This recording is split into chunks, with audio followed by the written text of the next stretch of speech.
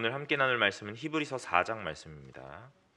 히브리서 4장 14절부터 5장 10절까지의 말씀입니다. 히브리서 4장 14절부터 5장 10절까지의 말씀입니다.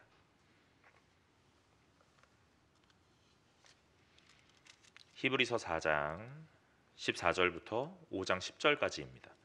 다 찾으신 줄로 알고 제가 한 절 여러분이 한 절 교독하도록 하겠습니다. 그러므로 우리에게 큰 대제사장이 계시니 승천하시니 곧 하나님의 아들 예수시라. 우리가 믿는 도리를 굳게 잡을지어다. 우리에게 있는 대제사장은 우리의 연약함을 동정하지 못하실 이가 아니요 모든 일에 우리와 똑같이 시험을 받으시니로되 죄는 없으시니라. 그러므로 우리는 긍휼하심을 받고 때를 따라 돕는 은혜를 얻기 위하여 은혜의 보좌 앞에 담대히 나아갈 것이니라. 대제사장마다 사람 가운데서 택한 자이므로 하나님께서 제사를 드리게 하나니 그가 무식하고 미혹된 자를 능히 용납할 수 있는 것은 자기도 연약에 휩싸여 있음이라. 그러므로 백성을 위하여 속죄제를 드리는 것 같이 위하여도 드리는 것이 마땅하니라. 이 존귀는 아무도 스스로 취하지 못하고 오직 아론과 같이 하나님의 부르심을 받은 자라야 할 것이니라.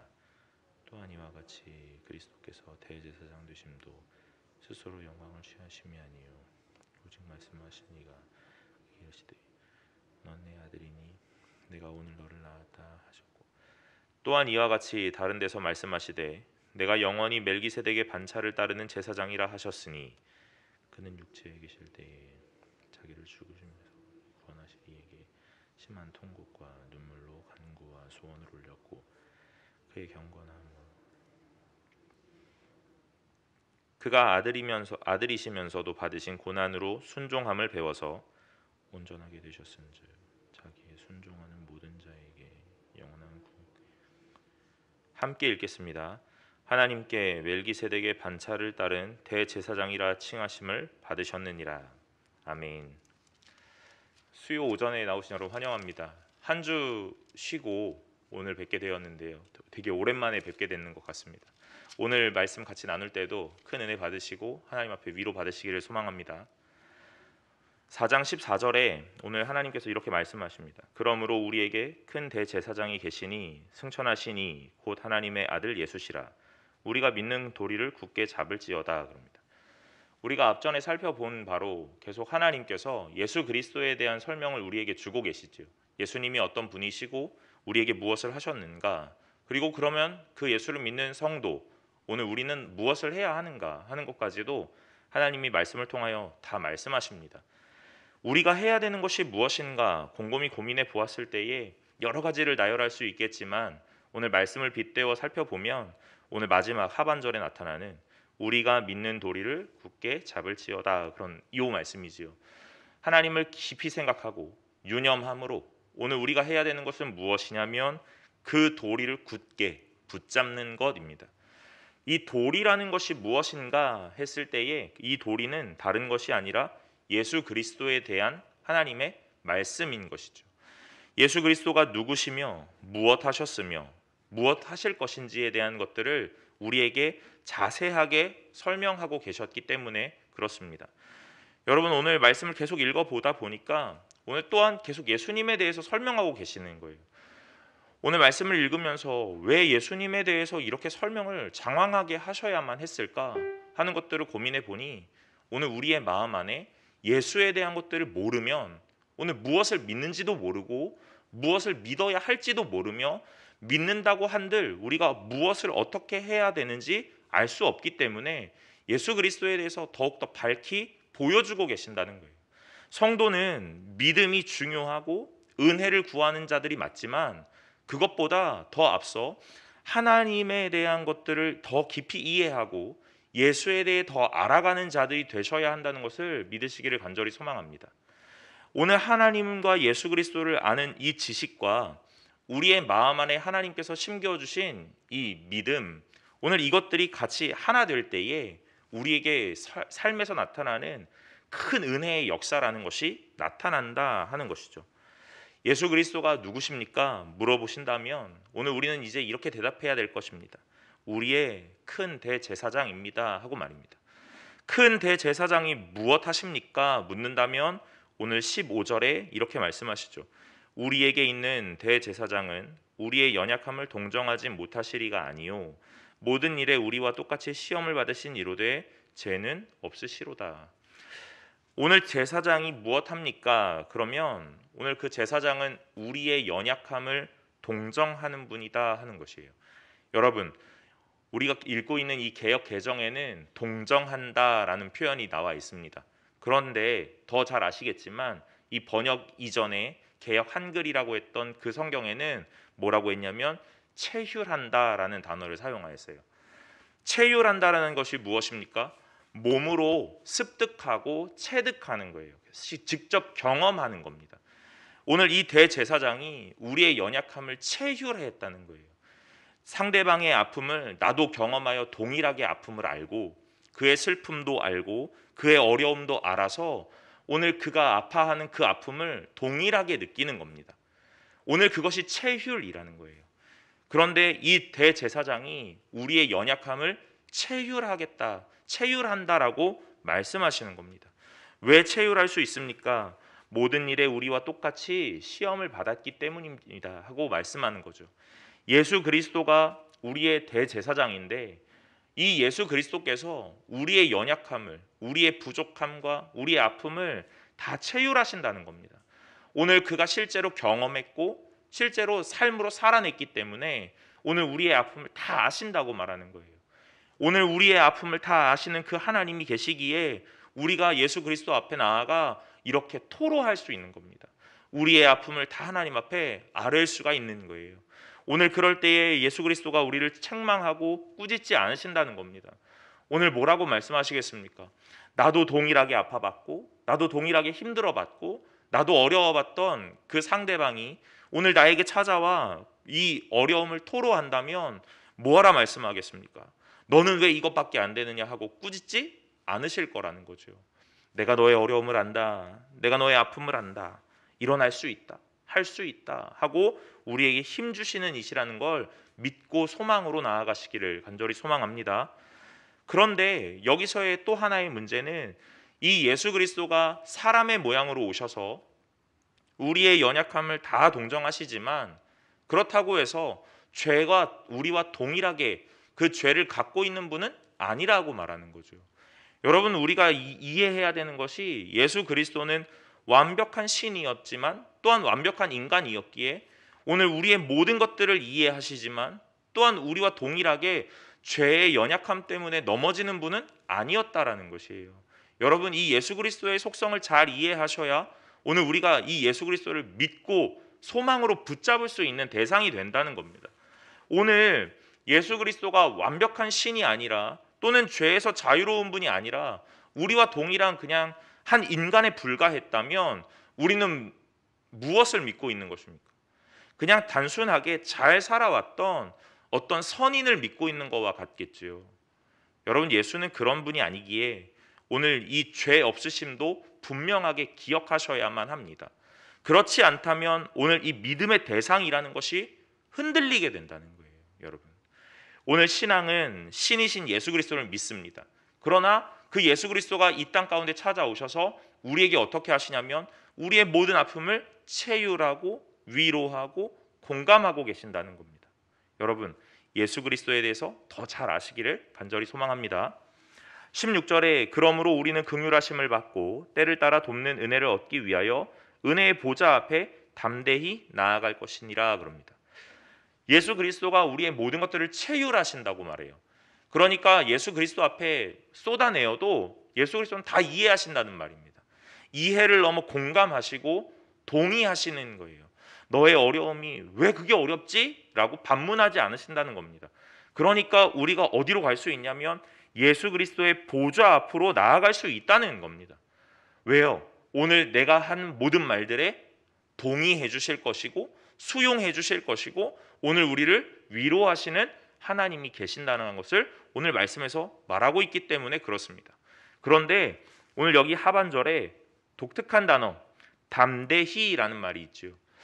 예수 그리스도 앞에 보좌로 나아간다 하는 것으로 이해하면 되겠는데 어떻게 나아갑니까? 담대히 나아가야 된다는 거예요.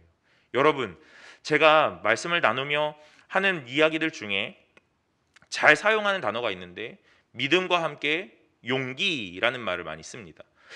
믿음만 있으면 되는 줄 알았었는데 오늘 이 믿음만 가지고서 우리가 하나님 앞으로 나아가려니까 무언가 계속 죄책감이 나의 뒷덜미를 잡는 것 같더라는 거예요.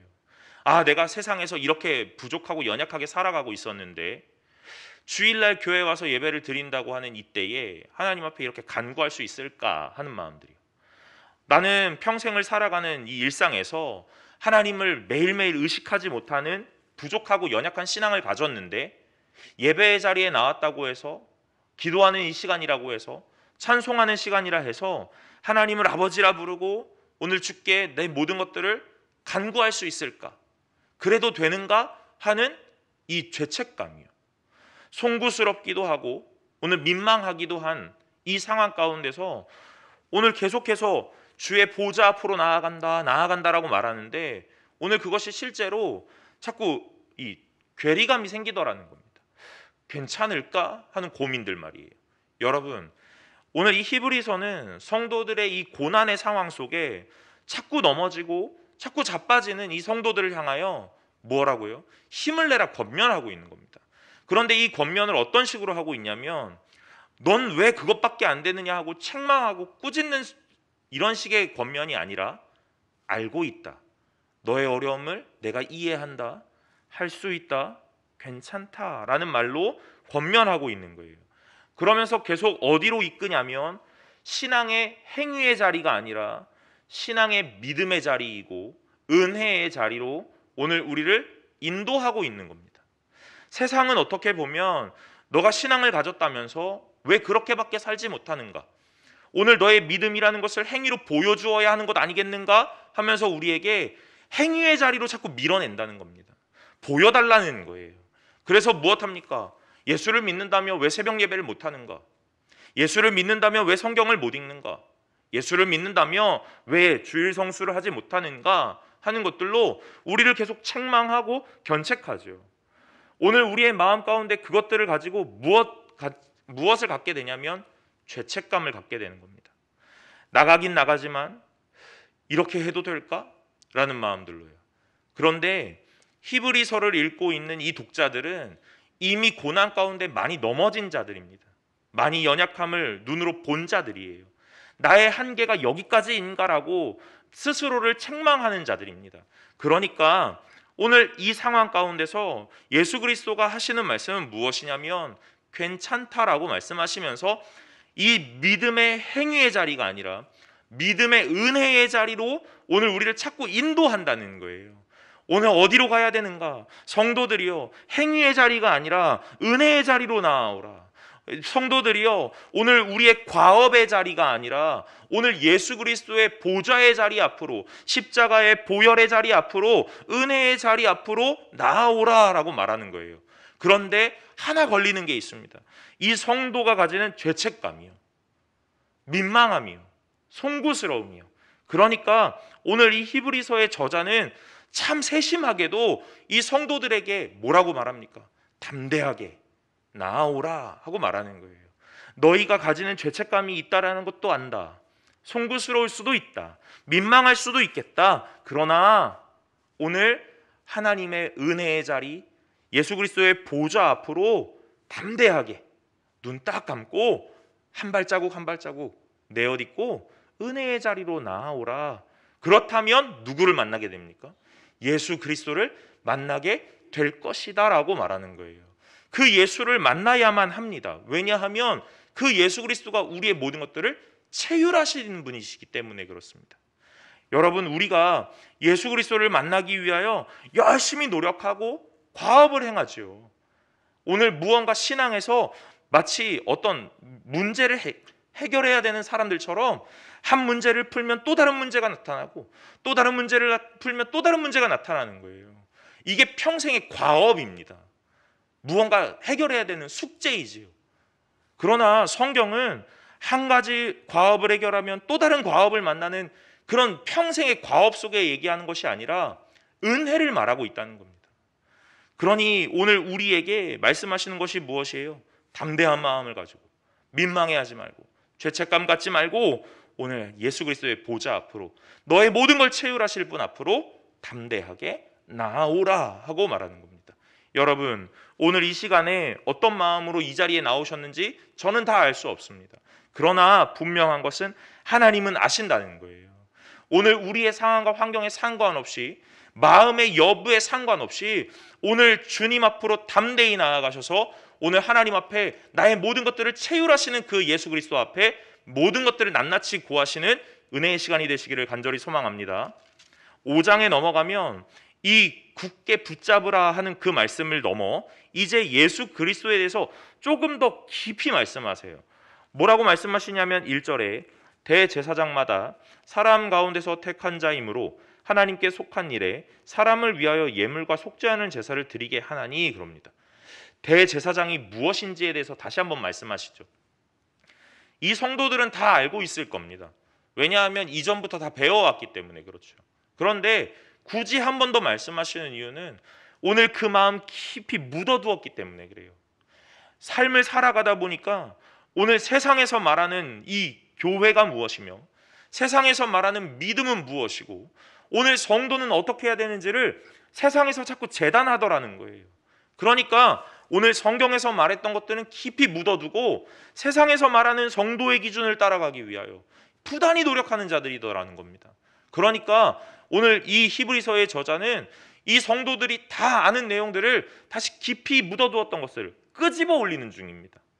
여러분, 혹시나 오늘 우리가 예수를 처음 믿고 말씀을 처음 접하고 은혜 받았던 그때에 하나님 앞에 감격했던 그 마음들 혹시 깊이 묻어두시진 않으셨습니까?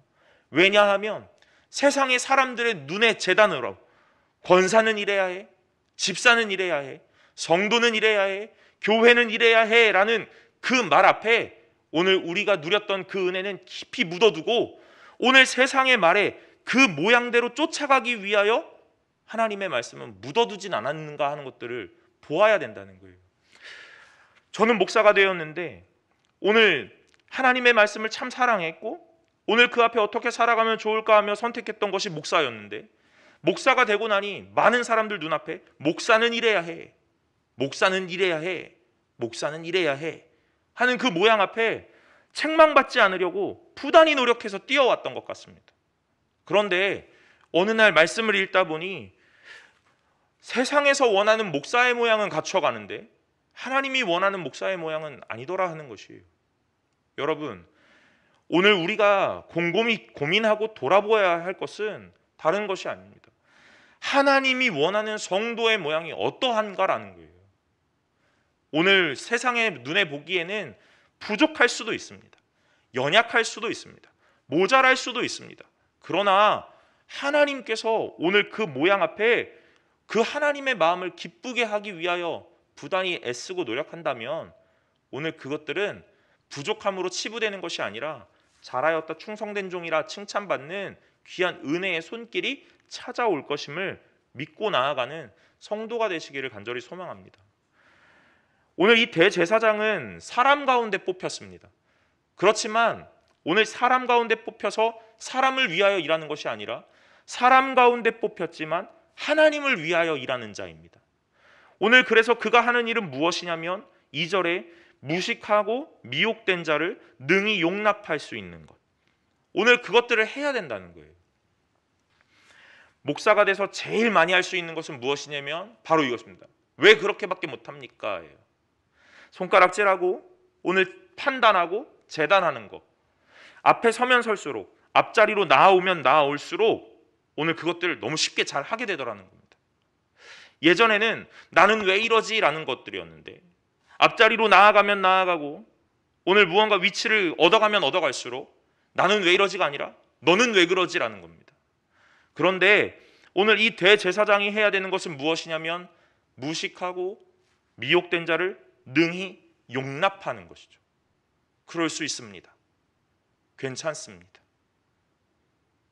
여러분, 그럴 수 있습니다. 괜찮습니다가 쉽지 않더라는 거예요.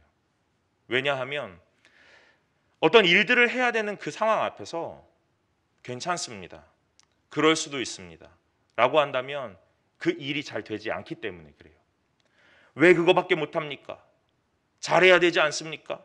책망하고 손가락질하면 아마 그 일은 더욱더 완벽을 기하게 될 것입니다. 그러나 그 일 이후에는 사람은 얻지 못하겠지요.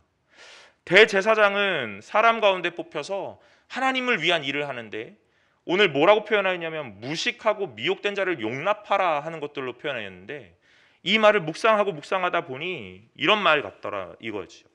사람을 얻으라 하는 것이. 대제사장은 하나님을 위하여 일합니다. 그래서 마치 하나님이 이런 것들 원하실 거야 하면서 오늘 성도들을 견책하고 책망하고 오늘 그것들을 채찍질하면서 오늘 당신들은 하나님 앞으로 가야 합니다 하고 큰 소리 외치는 거예요. 그런데 오늘 성도들을 자꾸 잃어가더라는 거예요. 무식하고 미혹된 자를 능히 용납할 수 있다 하는 그것이 무엇일까? 용납해야 한다 하는 것이 무엇일까? 사람을 얻으라는 거죠. 오늘 하나님께서는 한 영혼이 천하보다 귀하다고 말씀하시는데 그것이 무엇입니까? 그 사람을 얻으라 하는 것이잖아요. 여러분, 오늘 서강교회는 사람을 얻는 교회가 되시기를 간절히 소망합니다. 일을 잘하는 교회가 아니라 사람을 얻는 교회. 일은 진척이 조금 늦어질 수 있더라도 더딜 수 있더라도 한 사람 한 사람을 얻을 수 있는 교회가 되시기를 간절히 소망합니다. 오늘 이 대제사장은 이 무식하고 미혹된 자를 능히 용납해야 되는데 그러려면 너무 특출나면 안 된다는 거죠. 왜 그렇습니까?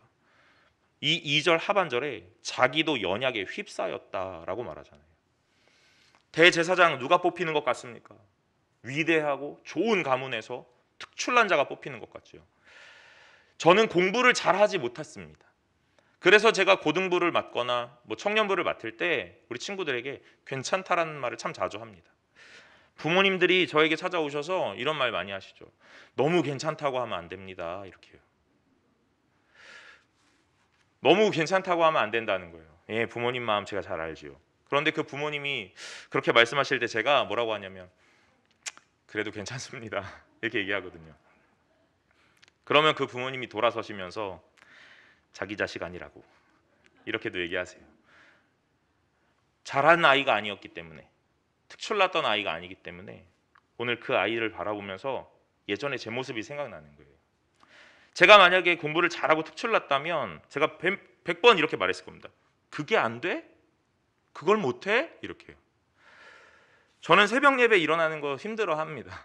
제가 이제 서강교회 와서 1년의 시간들을 거의 보내고 있는데 원래 이제 제가 이 자리에 서면 항상 제 치부들을 많이 얘기하거든요. 새벽 예배가 너무 힘든 목사입니다. 알람을 수십 개를 맞추고 자명종도 샀습니다. 그래도 잘 못 일어나는 게 저입니다.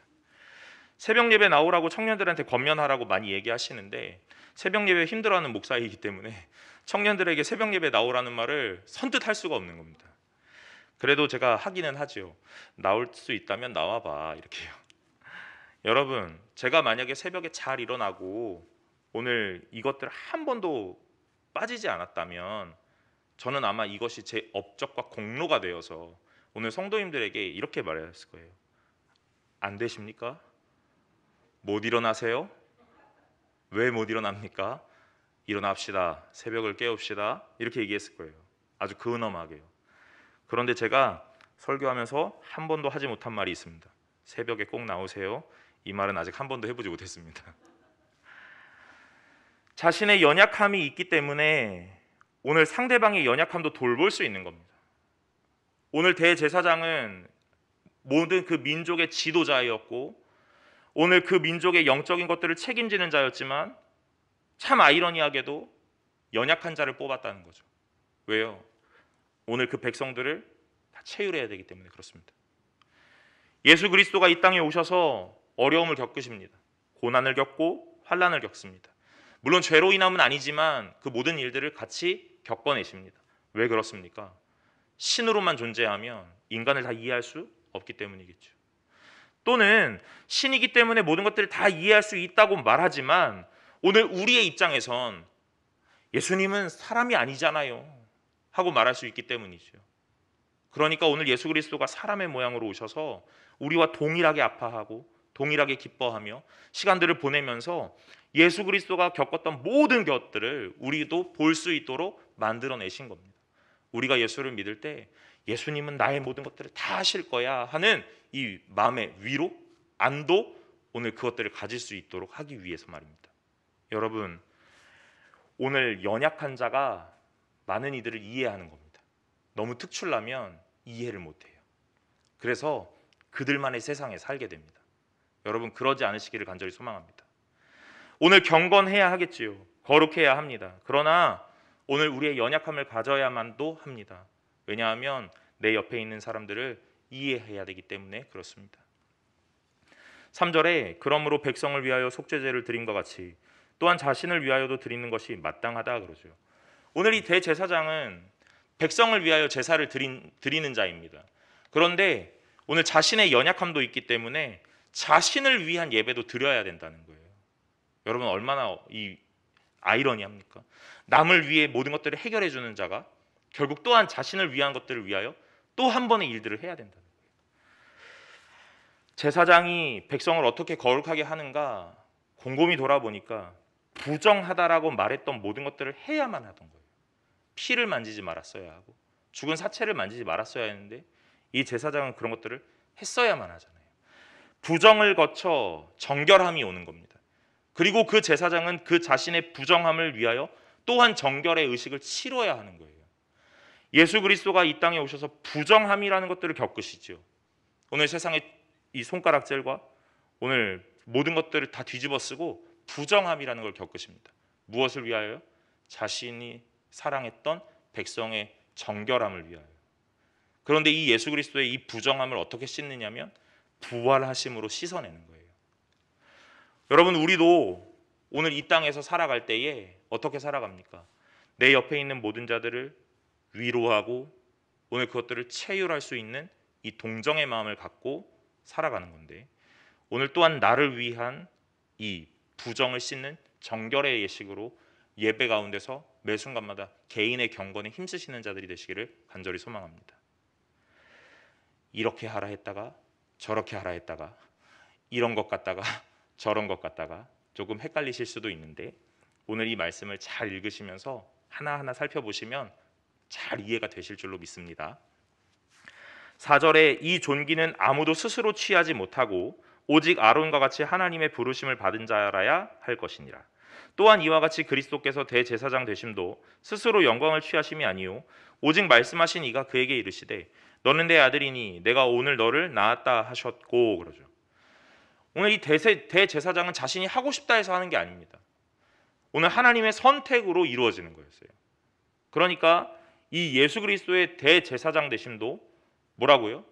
예수님이 하겠다 해서 하는 것이 아니라 하나님의 선택과 하나님의 보내심이 있었기 때문에 가능했다라는 거예요. 예수님의 이 위치가 어디인데 도대체 하나님의 선택을 받았어야만 하는가?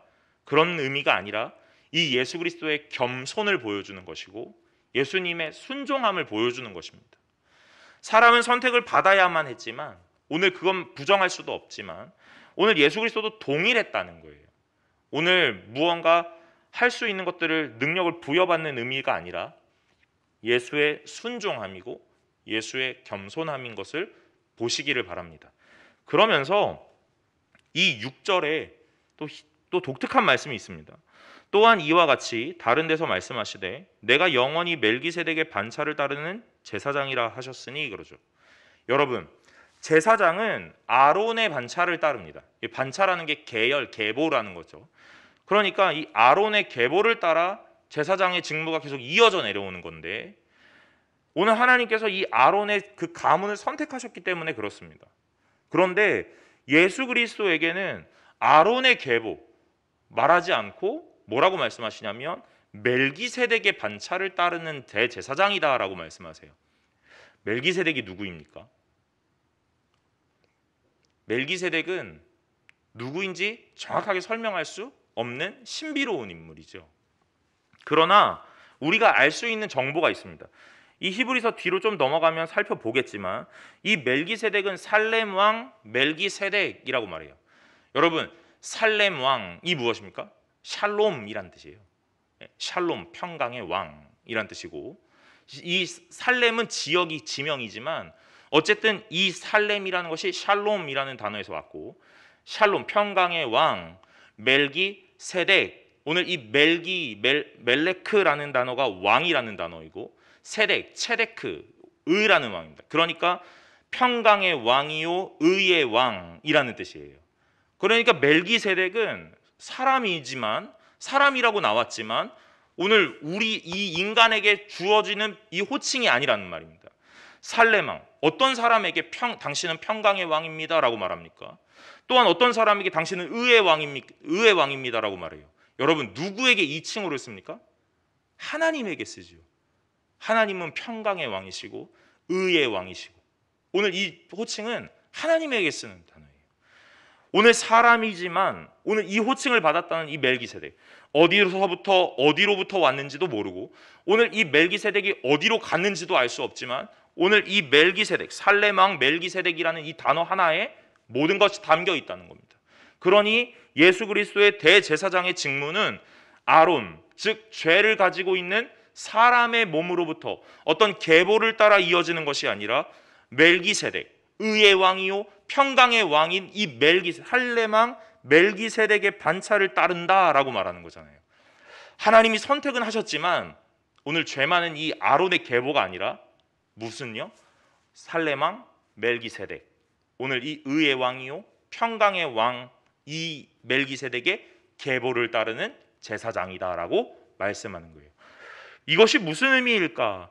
다 알 수 없죠. 멜기세덱이라는 사람의 이 정보가 많이 없기 때문에 다 알 수 없습니다. 그러나 한 가지 알 수 있는 것, 죄에서 자유로움을 얘기하기 위하여 오늘 이 의의 왕이라는 것들을 여기서 표현하시진 않았을까 하는 생각을 해봅니다. 어쨌든 오늘 이 예수 그리스도가 아론의 계보가 아니라 멜기세덱의 반차를 따르는 제사장이다라고 말하는 것이고, 그 이후에 그는 육체에 계실 때에 자기를 죽음에서 능히 구원하실 이에게 심한 통곡과 눈물로 간구와 소원을 올렸고 그의 경건하심으로 말미암아 들으심을 얻었느니라 그러죠. 오늘 예수님이 하나님의 아들이셨고 완벽한 신이셨는데 오늘 이 죽음에서 능히 구원하실 이에게 하나님에게 간구했다는 거예요. 오늘 이 고통과 통곡을 가지고 뭐라고요? 통곡과 눈물로 간구와 소원을 올렸고, 그러니까 그 다음에 이거는 우리가 다 할 수 있는 겁니다. 눈물도 할 수 있고 통곡도 할 수 있고 간구도 할 수 있고 소원도 할 수 있는 거예요. 그런데 그 뒤에 뭐라고 합니까? 그의 경건하심으로 말미암아 들으셨다 그러죠. 아, 예수님은 경건했기 때문에 하나님이 들으셨을 거고 우리는 경건하지 못하니까 하나님이 안 들으실 수도 있겠다라는 마음으로 자꾸 이렇게 말씀을 보게 되는데 그런 것이 아니죠.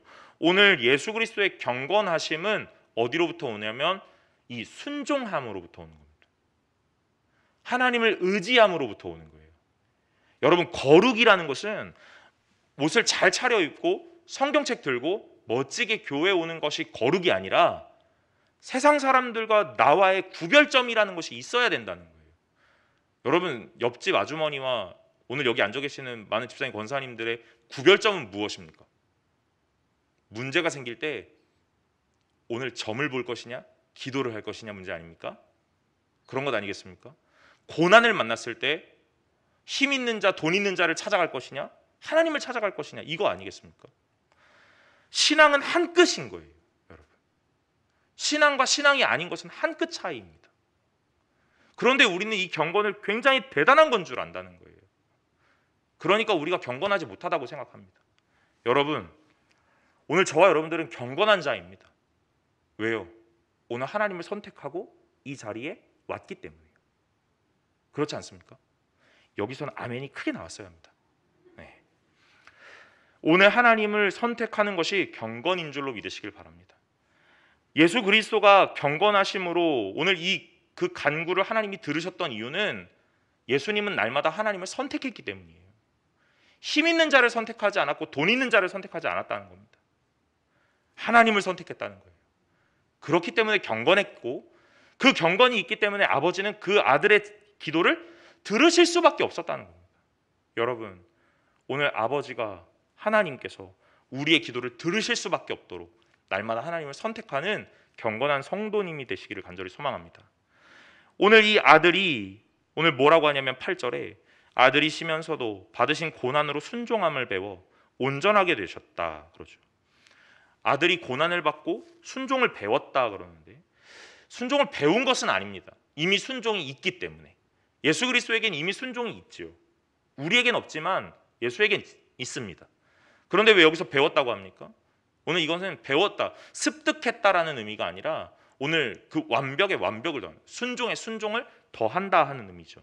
그러니까 완벽한 순종을 고난 앞에서 보여주었다라는 거예요. 사람이 평탄할 때는 하나님 다 선택할 수 있습니다. 좋을 때는 하나님 다 부를 수 있습니다. 여러분, 그런데 인생의 환난을 맞으신다면 누구 먼저 찾으시겠습니까? 눈에 보이는 힘 있는 자를 먼저 찾게 되어 있어요. 여러분, 극한의 상황에서 하나님을 선택하는 것이 진정한 순종입니다. 최후의 보루로 하나님을 선택하는 것이 아니라 가장 먼저 하나님을 선택하는 것이 성도의 순종이라 말하는 거예요. 그러니 여러분, 기도의 자리, 예배의 자리, 찬송의 자리가 여러분의 최후의 보루가 아니라 최선의 선택이 되시기를 간절히 소망합니다. 오늘 이 아들은 고난 앞에서 하나님을 선택하는 순종을 보여주었습니다. 보여주시면서 뭐라고 하시냐면 온전하게 된다라는 거예요. 여러분, 제가 짧은 인생이지만 오늘 이 말씀을 읽으면서 굉장히 하나님 앞에 야속함을 느꼈습니다. 왜냐하면 온전하게 하실 거면 그냥 온전하게 하시면 좋은데 꼭 고난을 겪어야만 온전하게 하신다는 거예요. 여러분, 성도는 고난이 필수입니다. 그리고 그 고난 앞에서 온전하게 된다라는 것을 믿어야만 오늘 하나님 앞에 나아갈 수 있다는 거예요. 고난 받으셨습니까? 고난 받고 계십니까? 고난이 눈앞에 있습니까? 오늘 온전하게 되실 준비가 되어가는 중인지 믿으시고 오늘 기쁨으로 받으시기를 간절히 소망합니다. 고난을 기쁨으로 받으라니요. 이게 무슨 말입니까? 여러분, 성도의 구별점이라고 아까 제가 이야기했잖아요. 아주 가볍게 점을 볼 것이냐 기도를 할 것이냐라고 말을 하였지만 오늘 하나님 앞에서 고난 앞에 기뻐하는 것이 성도의 거룩함인 줄로 믿으시길 바랍니다. 교회 다니지 않는 자는 이 고난을 만나면 세상이 무너진 것처럼 주저앉기 마련이에요. 그러나 성도는 고난을 만난다면 하나님이 무언가를 하시겠구나 하는 것으로 믿어야 한다는 것입니다. 여러분, 오늘 제가 이거만 하고 마칠 텐데요. 한 유대인에게 이런 질문을 했답니다. 뭐라고 질문했냐면 당신의 인생에 또는 당신의 민족에게 고난이 찾아온다면 당신은 어떨 것 같습니까? 이렇게요. 그랬더니 오늘 그 유대인이 이렇게 대답했답니다. 저는 기뻐할 겁니다. 이렇게요. 왜 기뻐할 수 있습니까? 그랬더니 우리의 달력에 하나님의 명절이 하나 더 생기겠지요. 이렇게 말했다는 거예요. 애굽의 포로가 되었고 출애굽을 하였을 때 6월절의 명절이 생겼죠. 오늘 에스더서를 다 읽어보셨겠지만 그 유대인의 전 학살이라는 것을 계획하고 그것들을 하나님 건지셨을 때 불임절이라는 하나님의 명절이 생겼습니다. 고난을 겪고 지나가고 나면 하나님이 우리 민족에게 명절을 주시겠지요. 기념일을 주시겠지요 라고 말했다는 거예요. 여러분, 제가 그 말을 읽으면서 참 많은 도전을 받았습니다. 오늘 나의 인생에는 하나님의 고난이 얼마나 있었으며 그 고난을 지나간 이후에 하나님의 기념일이 명절이 얼마나 생겼는가. 여러분, 고난이 많으십니까? 하나님의 기념일이 많은 줄로 믿으시길 바랍니다. 오늘 그 기념일이 있습니까? 날마다 하나님의 도우심과 은혜를 기억하실 수 있는 멋진 성도가 되시기를 간절히 소망합니다. 히브리서는 고난받은 성도에게 이렇게 위로하는 겁니다. 우리는 이 말씀을 이미 지나갔기 때문에 웃으며 들을 수도 있고 편안하게 들을 수도 있지만 언젠가 우리의 인생 가운데 고난을 만날지 모른다는 거예요. 분명하게 만나게 될 것입니다. 그런데 그때의 이 말씀을 기억하시고 오늘 은혜의 보좌 앞으로 담대히 나아가셔서 하나님을 굳게 붙잡는 귀한 성도가 되시기를 간절히 소망합니다.